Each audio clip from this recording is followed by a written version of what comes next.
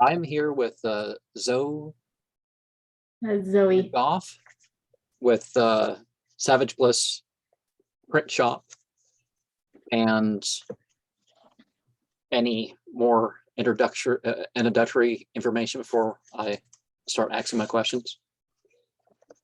I'm really not sure.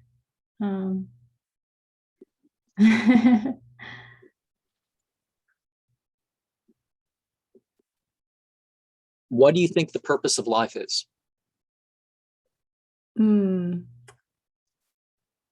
I think that the purpose of life is to be joyful and have fun. What does that mean to you? It means making the most out of each day, finding what our highest excitement is for each day, and following that excitement instead of stifling it and filling our day with monotonous tasks and things that don't bring us happiness.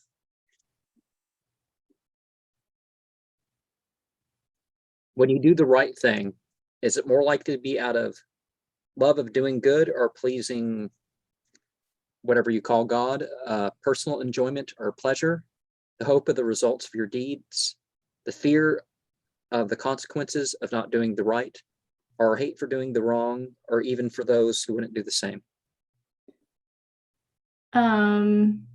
What were the first one?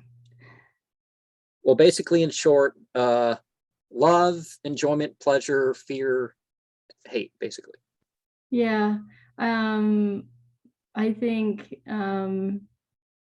when you do good, it's often in line with like what we think like God would want us to do, and for me it's often the same. Like what is most pleasing to me is also like doing good for the world, not just for myself.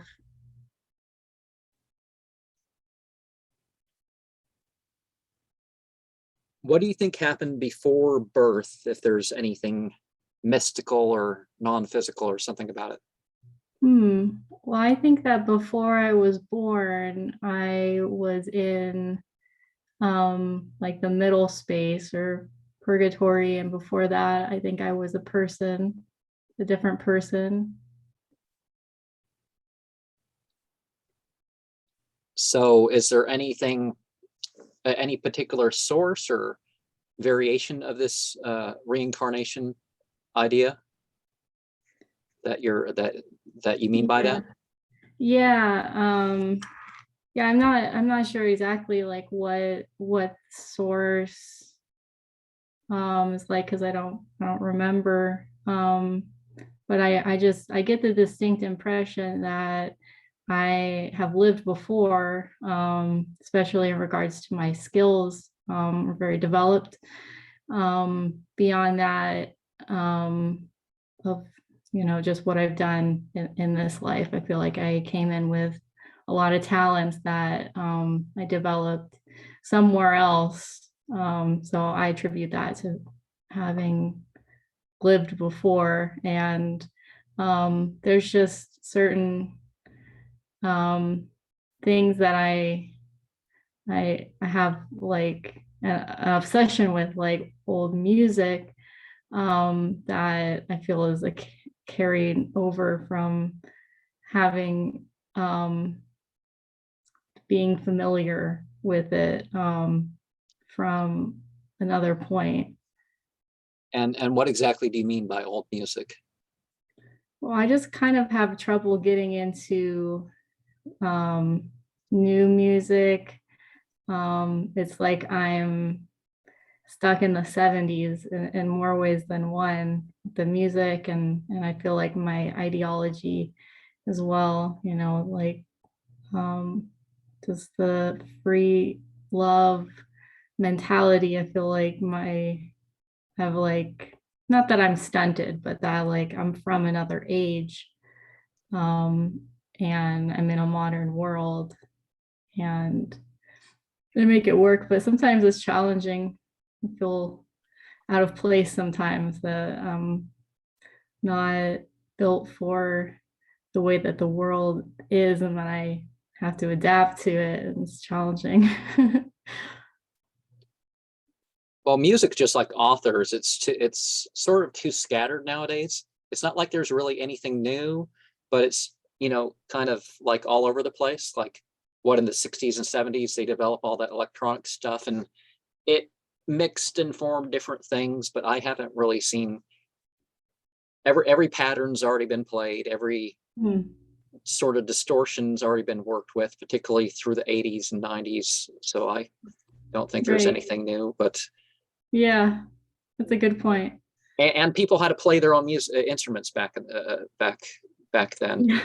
Um, because more and more as time goes on, people don't write their own songs, they don't play their own instruments, they don't even do their own singing. It's altered. So I can kind of understand that in a bit, but Yeah. perhaps that was just the easier way to get at the type of beats and feelings from some Hmm. current jumble. I don't but what do you think will happen to you during or after death? Hmm. Well, have some sort of DMT experience during death, I hope. And then back to that source, in between spot, to wait for my new body, my new life.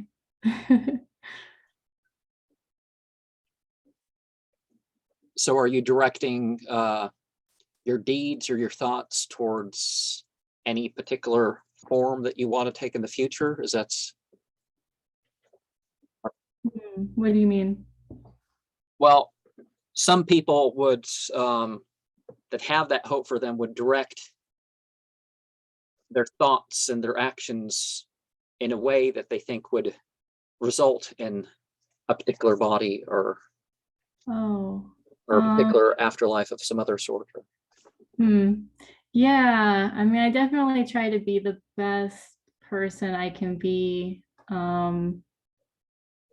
Just like do as much good for the world. I mean, I guess I just feel assured that I will be placed in a favorable and appropriate next life, according to what it is that I need, what my soul needs for its growth.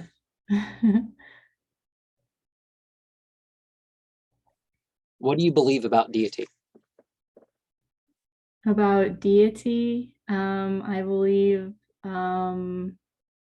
there, I call it universe, or mu, but basically is God, and um, it's just is an all-encompassing energy, that permeates everything and is ever present.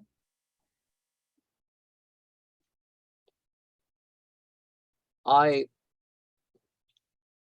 talked to this one guy, the Temple of Mu Healing. It was sort of like personified with him. It was like there was a Mu and there was a is it on there? No, I guess it's not. I don't know where the graphic is, so I'll go back to that. But he thought of it like there was like Mu was the goddess, and then there were the four daughters, and then there was the son, and sort of like a fragmented sort of version of some of the Sumerian Enuma Elish sort of stuff. But I mean, there's always a variety of that sort of thing. But you basically think of it as the universe itself, like the matter, or some sort of spirit of the universe that pervades things? Yeah, it's I guess a spirit of the universe, because there does seem to be an intelligence to some sort of entity that I feel I interact with, that just kind of like is a governor of just, I don't know, just like providing hints and helpful tips as far as like which way to proceed, like what is needed or required of me as I go along. 'Cause I'm here to be helpful, to be of assistance to the human race, and I don't always know what way is going to be the most helpful. So I do look to God for that, and have an openness to receive wisdom from the universe as I go along, and it keeps me in line with my intended path. I feel like to check in and just kind of have a willingness to serve something larger than myself. There was something about Sedona or something like that. Are you one of the people active there, or you just go there for the events? This is where I live. Yeah.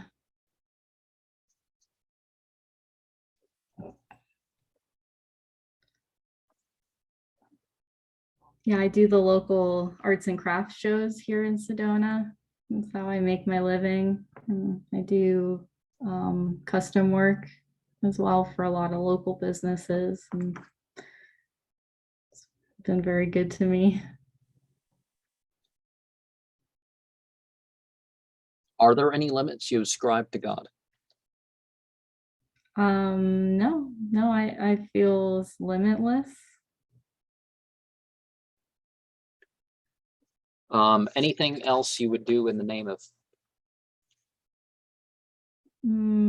I feel I only want to do good in the name of God, just pure, honest, heart-centered action.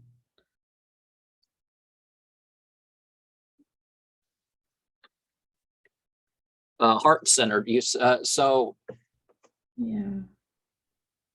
In meditating or whatever, do you see the particular light that you could consider attributed, or have you had that double heartbeat sort of thing going on, or? No, I've never felt a double heartbeat. But it is like a feeling. It's like a warmth in the chest. Like a swelling of emotion in the chest. I feel that sometimes.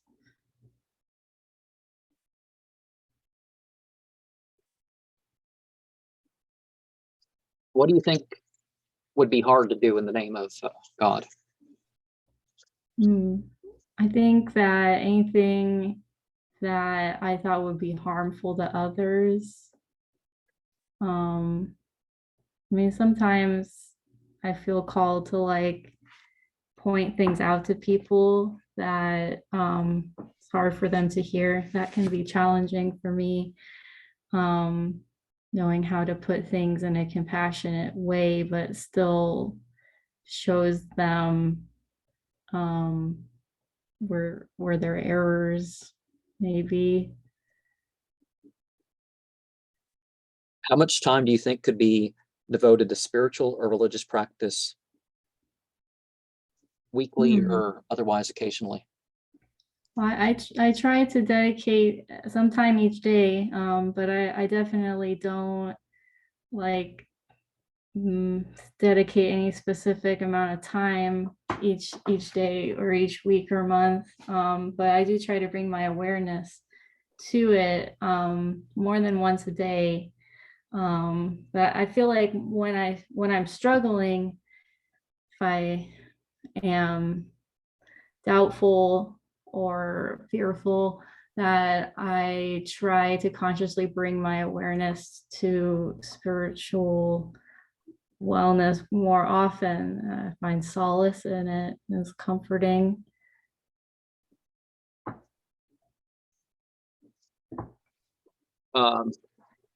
Any questions you would like to ask or any comments before we proceed to the experience questions? No, thank you. As people have been paying attention, you're well, I mean, to the characters that I've interviewed, and it's actually gone up on the channel. This would be the first Unicult member, so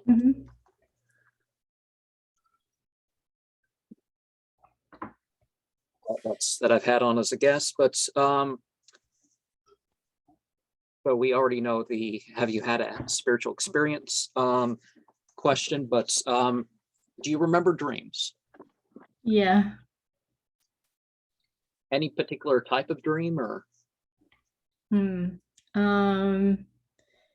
Well, my dreams are typically a mashup of my subconscious. So if I'm struggling with something like past trauma and stuff, it'll show up in my dreams in kind of like a mixed up mashup of people that I know and that I interact with often, and other characters. And I mean, they're kind of mundane, not usually very fanciful, or but sometimes I have dreams that are like on other planets, it seems like, or just other places, or might include like a very long period of time, like it feels like it's transpiring over weeks or months, and it's all happening in one night.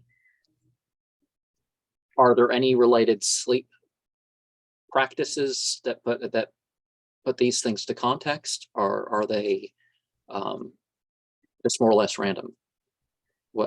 Yeah, it's more or less rent. It really has to do with like my waking life. Like if I have a lot going on in my waking life, it just bleeds into my dreams, and it's like my brain's trying to figure stuff out while I'm sleeping.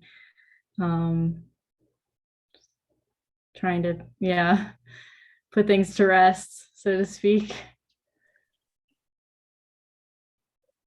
Well, certainly that's of the three sources of types of sources of dreams, that's obviously the most common that people would remember. But I think even those can be put in spiritual context. Yeah. Certainly a person goes to a doctor and talks dreams, or they're almost never going to do that, and then they're going to kind of direct it their way. But have you had any waking visions? Yeah, I have through meditation or like daydream style, or just like resting during the day and with my eyes closed, having visions of, usually it's like angels, honestly, that kind of stuff, where it's like I feel I'm connecting with like my guides, the entities that like watch over me. So did the phosphenes materialize into forms, or you just see a light and just? Yeah, it's just like in my mind, where I just like see I can see them or feel them, and that like it's like bright. But no, I've never like seen anything that wasn't there. Just like with my eyes open, I've never like had a vision where I like saw something materialize.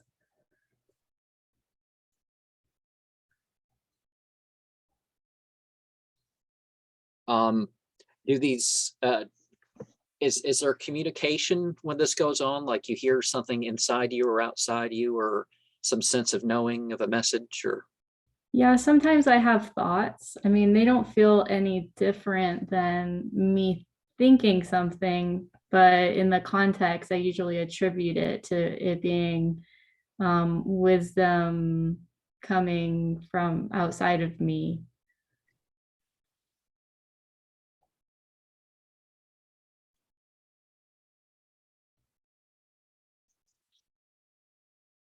have you had what you consider to be a past life memory? Hmm. I'm really not sure that I have. Though sometimes in the dream realm, some stuff that I experience has kind of that feel, where it's like familiar. Not really sure where it's coming from. Um, but nothing that I could say concretely was a past life experience.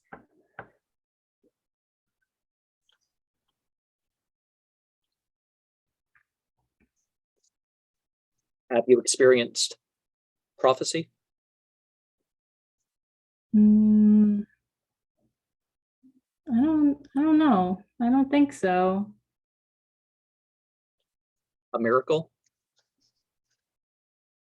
Mm,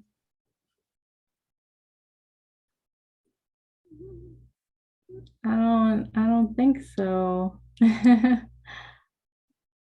Have you had any intuition? Definitely. Every day. Deja vu? All the time.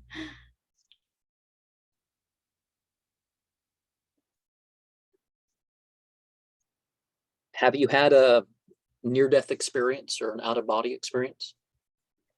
I have had an out of body experience. It was during a guided meditation that Unicult did at Alien Stock. Mm, I like interacted with it, So that was the taught thing out in alien. Nevada. Yeah, that was really trippy. I felt like I was transported to another planet. Those, is that how you came into Unicult, or were you prior? I was already part of Unicult before that. But same year, I joined at the beginning of 2019, and I think that was in like September. Is there any particular reason why you joined Unicult versus something Um, else? well, my friend showed me her videos, and I found them to be very helpful. I was struggling with my mother's terminal illness at the time, and I needed something outside myself to kind of ground me and to focus on. So I found a lot of relief from watching Unicole's videos on YouTube. So I joined Unicole for the sense of community, um, but I'm not a very active member. I have like social anxiety for like chat rooms and stuff. So I just found it challenging to be like participating in the groups and stuff. But yeah, I still feel I'm a member just like from afar.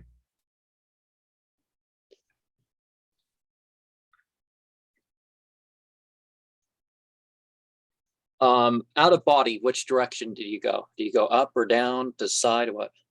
Yeah, I went up into space.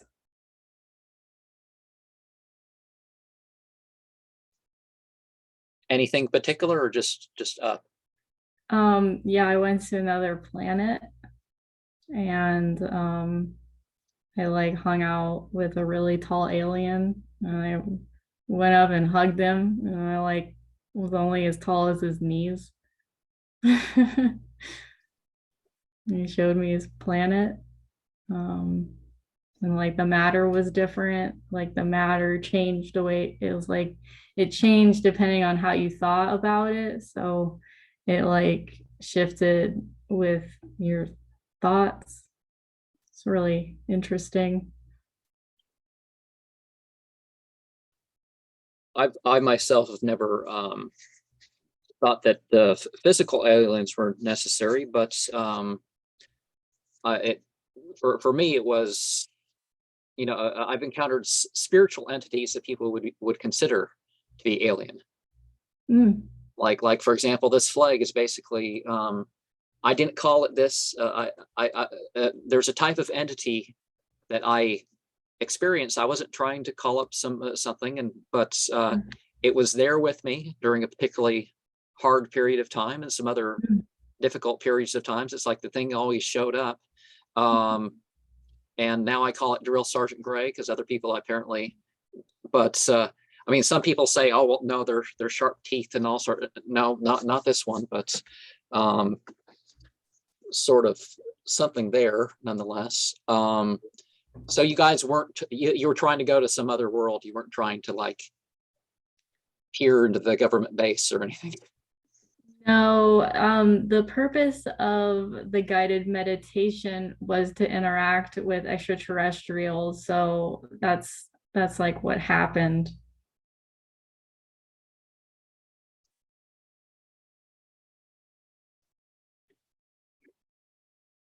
Um,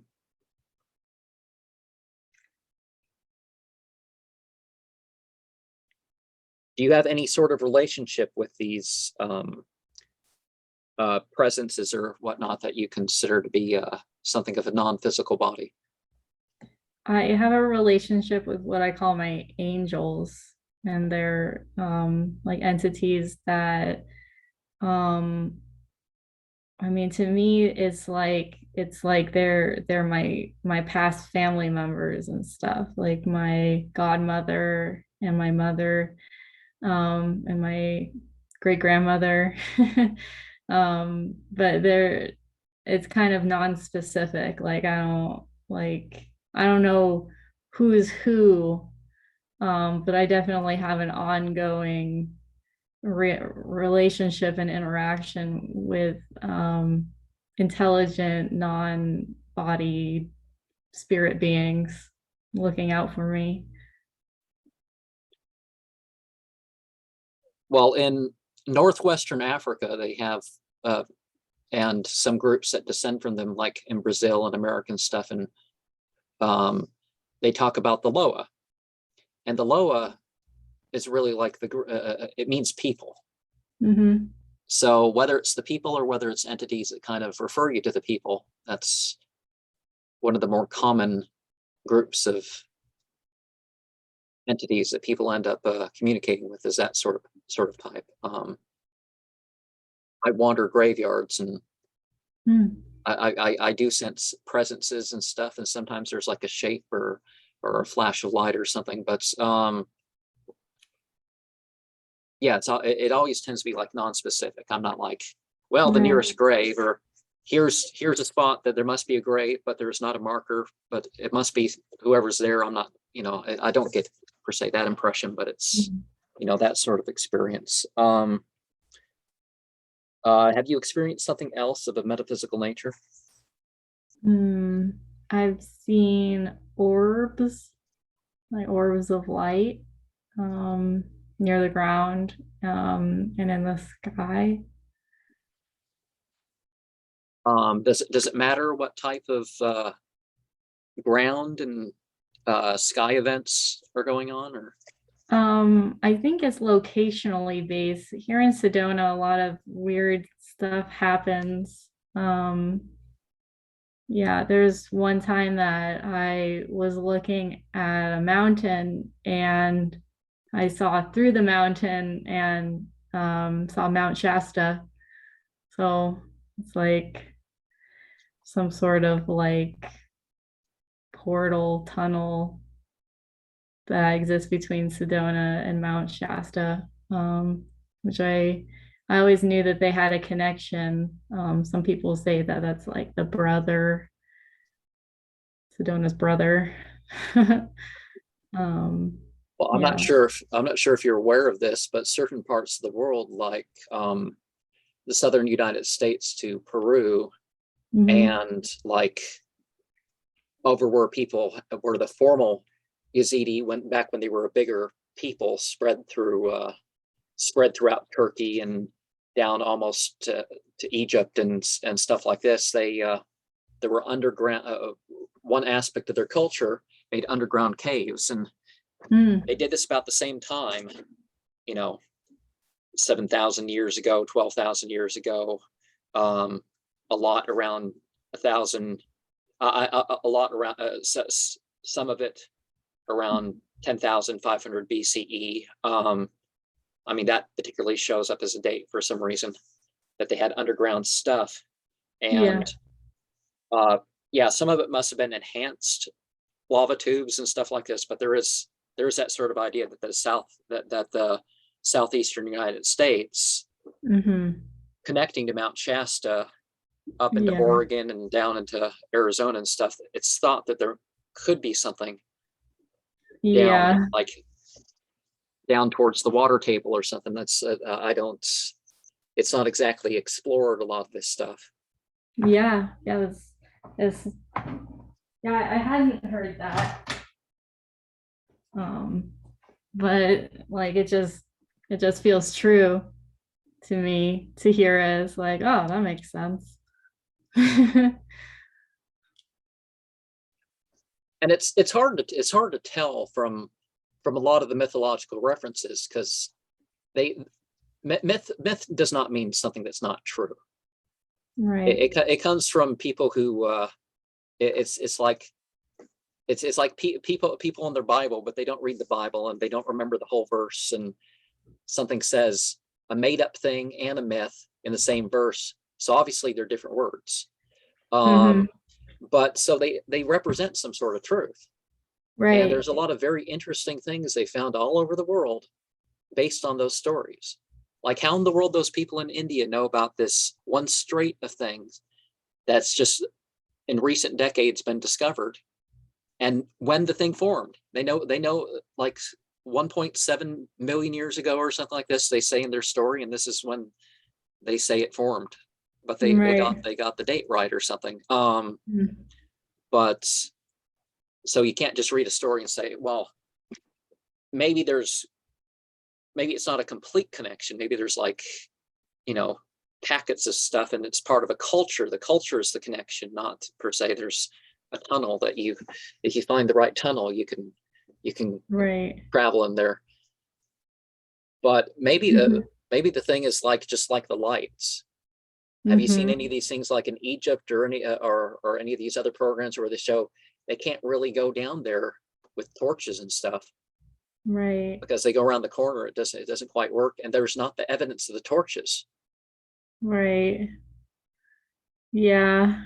Yeah, and that makes sense because I feel like light is a technology that it used to be understood and harnessed, and that we just don't know how to use light as a power and as a tool in this day and age, but they did.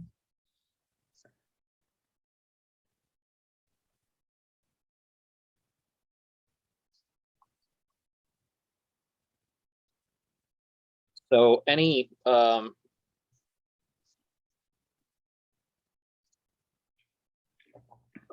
sense of something lost recovered in that sort of way of thinking, that's I mean, whether you can quite remember it, like I've had a lot of experiences where I kind of don't bring it back because my memory doesn't bring back what went on in the dream or the vision or whatnot. But like explaining my question too well. But you know what I mean by phosphine? No. One of the things that happens, I'm not saying there's not other stuff, because I know there's other stuff too, is that you have like you start to respond and then you start to produce all this other light, particularly as things are getting darker and darker. Like you're aware of the 3-3-3 thing? Is after 3 minutes in the total dark, you get a third of your night vision. Oh, And then another 30 minutes, you have full 2/3. So 33 minutes in, you get to have 2/3 of your night vision. And after 3 hours and 33 minutes in the dark total, you get whatever we're capable as humans. yeah. And so that's one of the reasons why some groups, like they would say, when you get up in the middle of the night, don't just turn on the lights, try to, oh yeah. Yeah, I have had it. It looks like mandalas when that happens to me. I've taken different psychedelics, and it looks like what you see like on LSD or mushrooms, but it's just I guess I just attribute it to like the sleepy DMTs that our brain naturally produces, in our sleep, that you wake up suddenly, and then it's like the remnants of that you can see. But also, like, I wonder if that's what the fabric looks like of our universe, right? And like that our brains aren't just like making it up. It's that like when you're in those heightened states, you can see the fabric of the universe, and it's just made of like interlocking mandalas and geometry. well, one of the I mean, there's different ways that people break these things down, and how it has formed into the basics of language. You go back in the cave drawings, and there's like sort of like this general language that they can't really speak, but there's certain types of symbols that are the most common. The phosphine sort of too, but they also find that whether it doesn't matter whether it's associated with the drug cult or whether it's associated with by drug cult, I don't necessarily mean they worship the drug or a spirit of the drug, but it's various things are part of that. But some of the stuff they find in it, either stuff that you can cut up the body and find that sort of thing, like there's a vein or there's a pattern and somewhere in the body or something. And sometimes, like, I think some of this stuff that they did out at Nazca and stuff like this is they didn't have balloons and stuff. They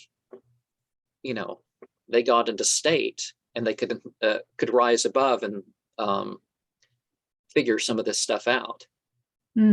But I mean, if you can douse with rods and getting into state, finding the water and the other sort of stuff that can kind of come sort of naturally. But have you connected any of these patterns to anything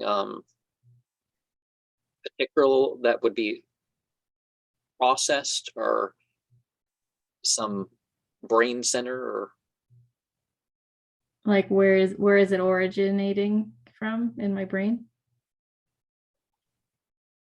Yeah. I'm not sure. I'm not a very technical thinker. I didn't like study very intensely, like different, like body parts and stuff. Um, yeah, yeah, I Well, when you get mean, too technical, it's like almost you're nobody right. understands you, even when you're not using the terms, because it's like the brain and the body have over 50 chemicals that it uses to produce every drug-like high imaginable is available with that. Now, Yeah, and no, it doesn't even require the harsh techniques. You don't have to almost die. You don't have to hyperventilate. You don't have yeah, to the point of being dangerous. You don't have to put yourself in a really hot room and risk heat stroke and all that stuff. I mean, people do that, but then when you go over this stuff and where things come from, like, have you ever felt like what they call Kundalini rising, or the Tai Chi, or the Chi points, or any of that sort of stuff? Like, mm, not really. I felt like energy in my hands. You like compress the energy and expand it. But I don't know that I've felt like a full like. But also, I haven't done like Kundalini or much in the way of like practices. of course, one of the things people don't know about that is you can skip some stuff. You don't Oh, have cool. you don't have to go to the coccygeal to use the pineal, or any of that stuff.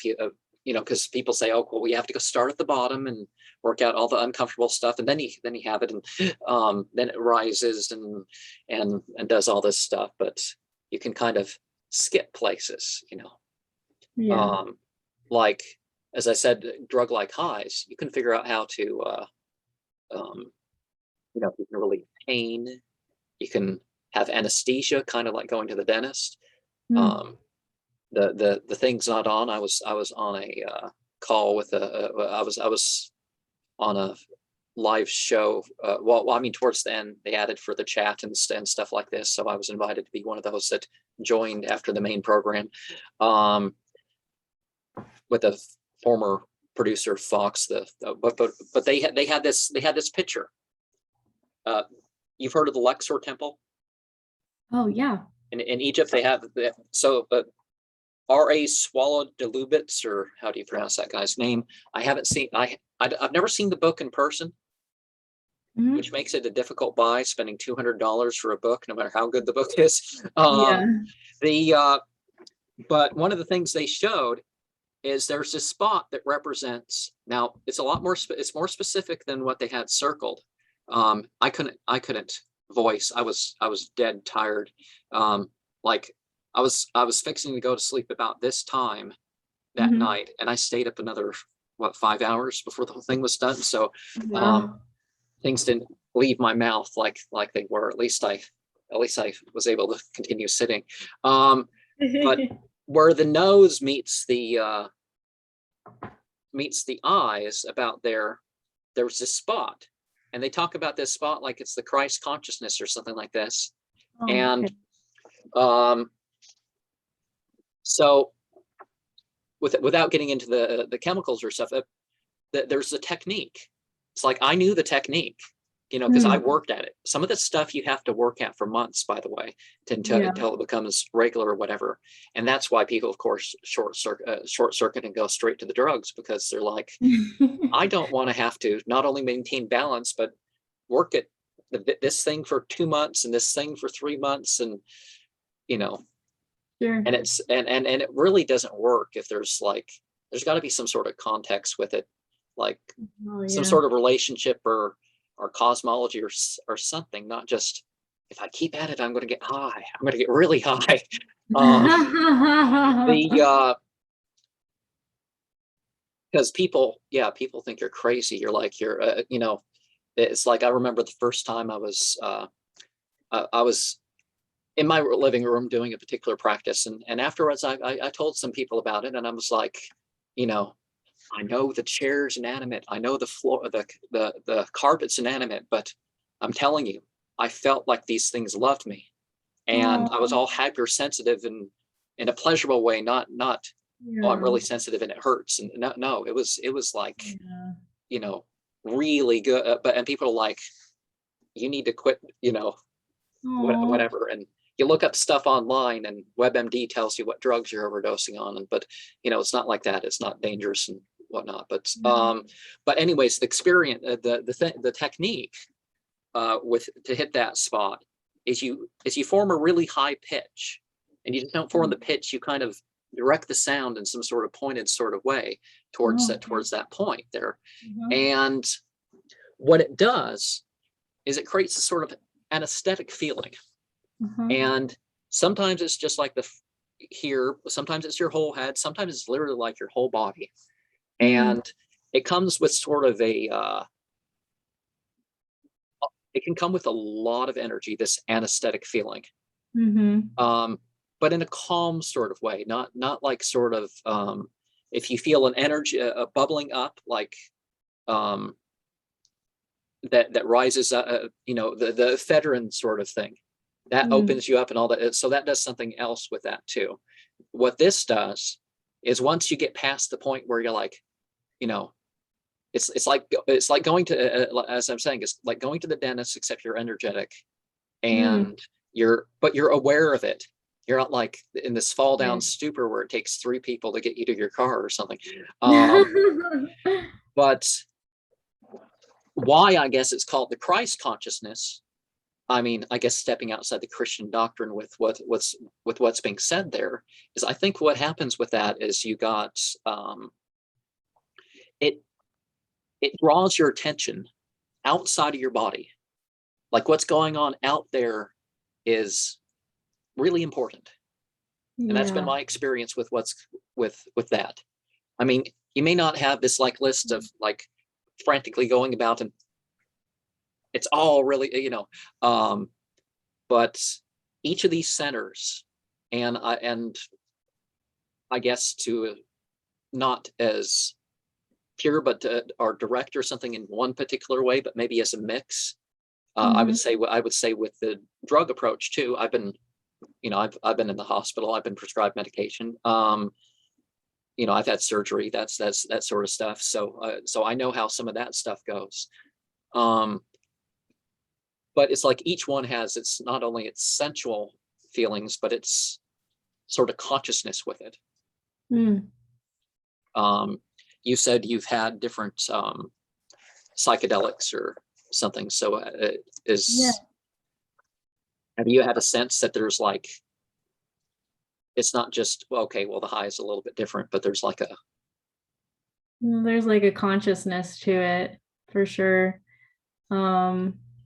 Like I'm interacting with the fabric of the universe. And you mentioned something that I feel a lot like, that the floor and the chair, they love you. I feel that kind of stuff all the time, where I'm looking at inanimate objects, but they feel conscious to me, that they are containing intelligence, and that they see me too, and they're happy to be seen. And I feel that all the time, every day. I'm surrounded by inanimate objects, but they feel sort of alive to me in a certain sense, that they feel like they contain consciousness.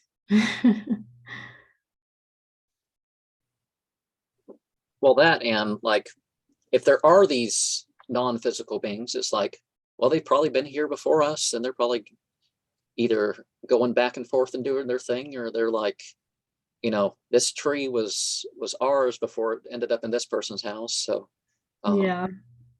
you know, this wall is going to be where we hang out.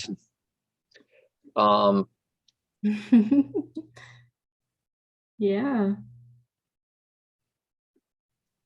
So are you trying to get anything in particular? I mean, some of the stickers and stuff say things, and some of the paintings or drawings have patterns that other ones don't. Yeah, I mean, I'm generally just trying to provide happy, joyful, colorful things for the world. They make me happy to make them, and people, they seem happy to receive them and to stumble upon them and make them their own.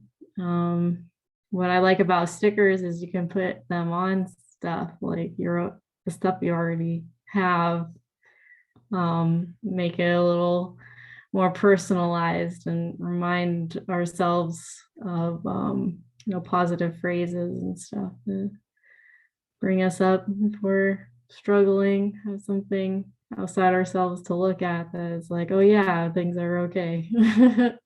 Well, one of the things I remember is like there's a bonus when you get advertisements, and every once in a while it's like, I think that's the most likely thing is I'm going to keep with an advertisement if there's stickers. Otherwise, I generally just throw it away.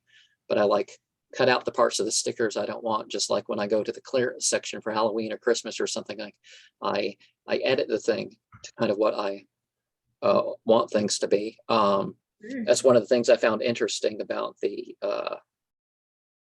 I mean, I've involved myself in different groups, but I've never had a handful of stickers sent to me as part of joining Unicult. You get a sticker or two or something in things, and but I'm not doing this Zoom thing on this thing on purpose. It does this. Okay. And I really don't know how to stop it from doing it. It does it at random times. Sometimes it's trying to find something. Okay. Like if it was on the table, it's like it wants a better view so it can send that information somewhere. But so I mean, there may be a guidebook or something, something to it. The Z tarot, is that how you say it? Yeah. Did you just want to do it colorful? Was there a particular type of art that you were trying to style that you were trying to do it in? So I carved a stamp for each card, and so the original was black and white, and then I colored it rainbow because I feel like rainbow is my favorite color scheme. It makes all my art match. Yeah, I feel like rainbow just like unifies everything. Like it's a unification of like the chakras and stuff. When you see rainbow, it's like good for our brains and stuff. Not everyone's into rainbow, but I feel like it's good for people's brains, so I keep doing it. It's good for my brain anyway. Well, I'm not the best at articulating the whole thing, but there's certainly a language of sound and light, definitely. Certain combinations that you can put together and stuff like that. That if you've ever seen the Crowley Thoth Tarot, it's one of the best ones that I know of in terms of how they specifically chose colors to match the emotion of this term of this card and this combination that they were trying to, Yeah, I just kind of went with whatever. Just I feel like I'm an intuitive art maker. I just like do whatever I feel like, and that it's how it's meant to be. Versus like educating myself on stuff and then following that through, and more like, I'll just do whatever, it'll be great. More or less at random, because it's not like at the top. But I learned, I don't know, I think it was more than 20 years ago now. I memorized every chord in the guitar books, and not just some power chords or the notes or something. I learned, but I can never put it together quick enough. But I can talk such and such, and I can say, oh, this musician, here's what they do to the scale and that sort of stuff. But again, the only people who understand are the people who can play it, and here I am not able to play the thing. Yeah. But I can pick up a musical instrument and I can at least play something, even though I Yeah. don't formally kind of know that. You kind of, especially if you have a minute to poke around the thing first to figure out a little Sure. something like that. But was it Nietzsche? Was it Nietzsche that said something along the lines of you can't tell if a song is good by music theory? Oh, yeah. I don't remember what he said exactly. I really don't have any quotes off the top of my head. I get more to the philosophy than the quote, because Yeah. there's the philosophy. Philosophy is not just quoting philosophers like people quote scripture. Other people generally don't quote scripture, but you know what I mean. People say, Right. "Oh no, I'm not religious, or I'm not really spiritual, but I'm going to quote a bunch of philosophers." And Yeah. but so I guess that's so any so I've rendered as I started years ago. I started getting this language, and I call it Lzwvmmh, and so that's what this bit is here. Most people end up with a 9-part name, and initially I had no clue what any of this stuff meant. So wild bliss and the date that I came up with this meme and stuff like that's included in that. And oh, there was some other phrase, what, consciousness or something.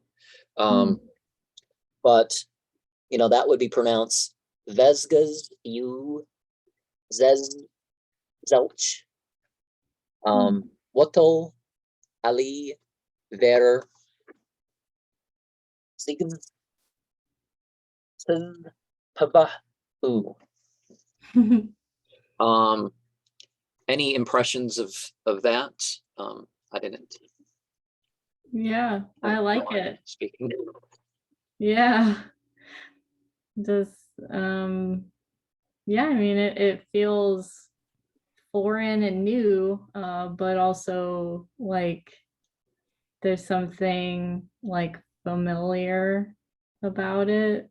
Like it's the language of like the earth beings, like the like the elves or the dwarves or something.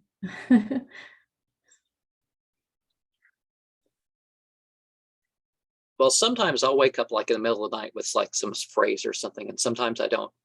I got hundreds of these things, and some are names like for people that I've interacted with, I guess. But like you saw the meme for.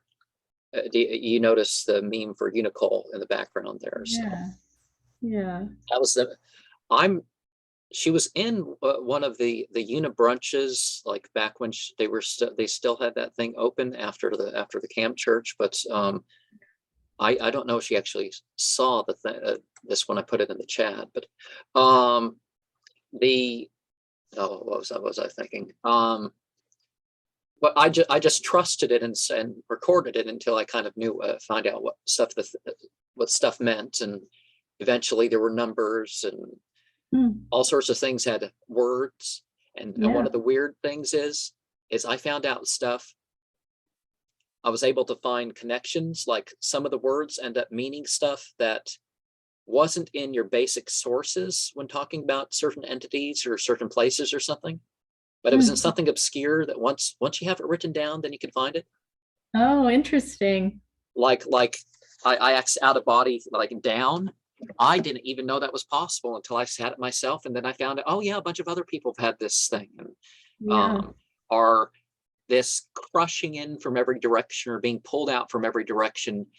I really think that the whole dark matter, dark energy thing is just somehow people are able to feel that. Yeah.